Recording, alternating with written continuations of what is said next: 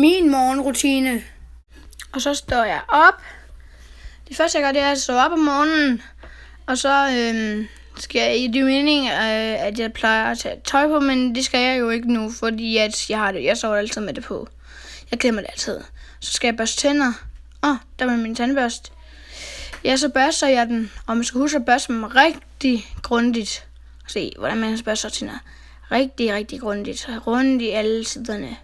Kører rundt i cirkler. Jeps. Så slukker jeg den.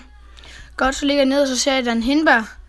Den drikker jeg lige lidt af, og så kan man bare se, at den kommer fra min mund af, og drikker bare hele vejen ned til maven.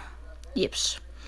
Så har jeg fået lidt at drikke, og så går jeg bare ned under for at få lidt morgenmad. Og så får jeg morgenmad, men jeg spiser kun en lille krumme, fordi jeg ikke er så sulten. Og jeg gider faktisk ikke at have så meget at spise. Men så skal jeg i hvert fald ud og redde mit hår. Så redder jeg mit hår, sådan at det sidder godt, og jeg gør det ordentligt. Redder det også lidt bag, og ja, så sidder det faktisk bare ordentligt.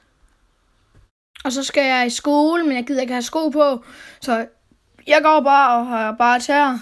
Så tak fordi I så min video. Like, abonner, det vil jeg blive glad for. Hej.